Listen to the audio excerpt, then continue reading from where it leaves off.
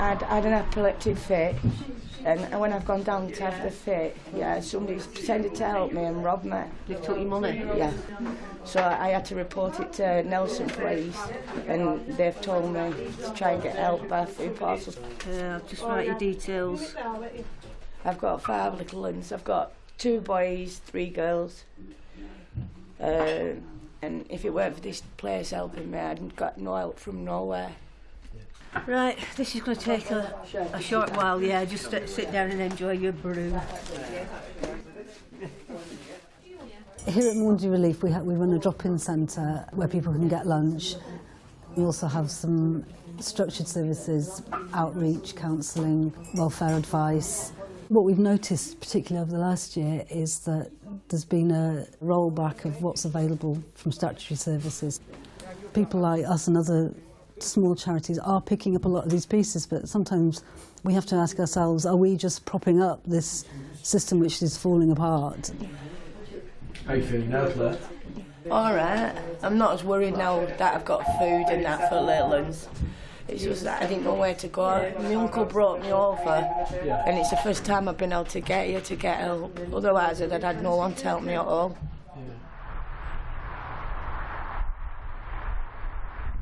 So where are we going to? We're going to a lady who hasn't been able to keep any of her appointments due to ill health and addiction. So now we're a bit concerned as to whether she's all right or not, because she really was quite frail last time we saw her. She states she's not drinking, but I kind of get the sense that she is. And I think the eviction were to go ahead on Monday. Okay, this is really bad road.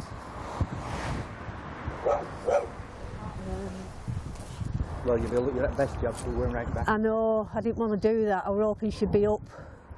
Is she in? Yeah. Diane! Diane? Where are you? Yeah. I've not long been home from hospital. What's going on? I thought you were bloody dead. No, I'm not dead. You look dreadful. I feel dreadful. Hi Diane, I'm Kirsty. She's a social work student. When is the eviction to take place? This week. So they put it off a week, have they? Yeah.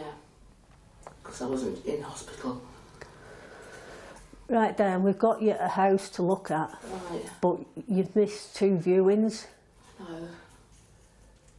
I just want to go to sleep at the minute. Have you got some food for today? Is there anything you've got in? Do with some bread though, Teresa. Some bread? Yeah, please. All right. Take care, Diane. See you, Diane. See you tomorrow. Oh, she's got stuff in here. She's got some food. She's alright for today. Yeah. Do you want me to drop some off? Yeah, if you don't mind. She says she's been in hospital for a few days, so the chances are she's maybe been detoxed a little bit, and this is where it falls through. Has anybody been out to her? Has anybody been to check on her? I don't think so. I think we're probably the only ones.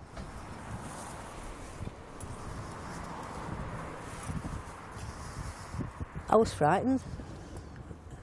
I've rang her maybe 8 or 9 times a day for the past 3 days with no luck, and I just had I don't think it's I think it's a human concern, isn't it, for another human being? You say you can't get into the mental health services. Does he think that would help? If you suggested to him that he came down, do you think he would? Hello? Is it Chris? Hiya, how you doing?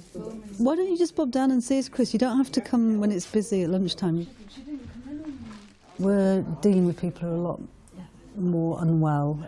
We're asked now to go and see people who are seriously mentally ill and that, suffering from psychosis or very severe depression, suicidal thoughts. And we're going into these people's homes. My mum brought me here when I was a kid. I was about 5 or 6, and I've been coming ever since. but a lot of staff have changed, but they do a lot of good around here for people like homeless people, people who need something to eat. I come for company and something to eat, and to talk to Lucy or Teresa. They help out with food parcels and everything. They do an amazing job, don't you? No, they do an amazing job out of different people. Is it fair to say that sometimes you just want a bit of Yeah. affection? Yeah. Yeah, I don't have a good family, like, I don't have a lot of family, but I come here, this is like my family.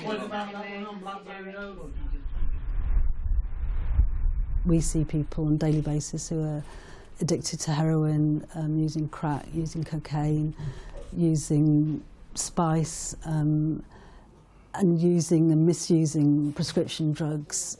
Some people, I believe, need to be taken out of the situation and put into a residential rehab to be given any sort of chance to recover. That's getting more and more difficult now to get those places.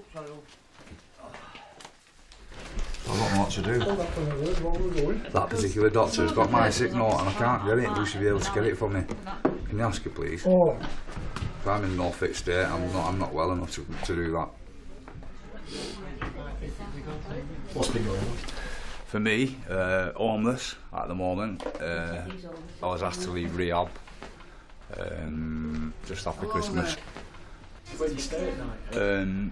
It just depends. It's smackhead's house to smackhead's house, really. Junkie to junkie. You know, they'll want something for you staying there, though. Addicts to addicts houses, but I've still got lots of friends that won't say it, though, you know what I mean, that still care about me and that, so I can stay at theirs every now and again. Can I ask what your addictions are? Yeah, I'm addicted to heroin and crack cocaine. I'm a speedballer. It's just been a never-ending circle of drugs, crime, time, drugs, crime, time. It carries on and on. I guess you never know, do you? You never know what we're going to find. There's always a risk involved, even if the person's low risk. There's still that risk.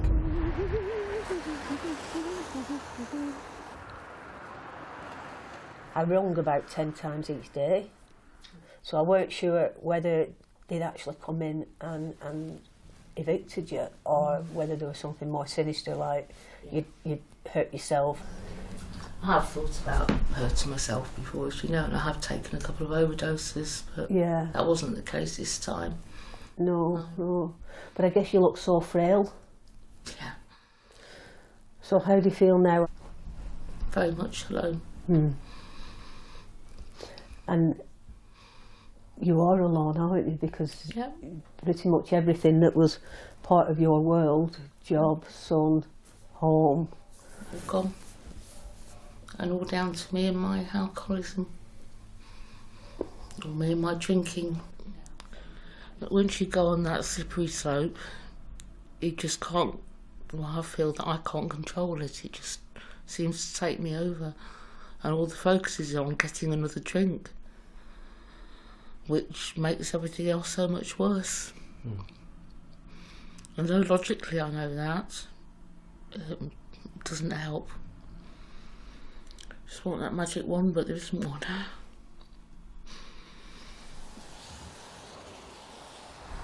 I've known Diane for quite a few years, and I knew her when she was strong and she had a job going, she had a career, and now to see her like this, it's heartbreaking. We used to be able to enhance people's lives, to do extra things which they couldn't get from other sources. Now it feels like we're doing some of the basic functions of the state, and we don't see an alternative because we know how desperate some lives can be.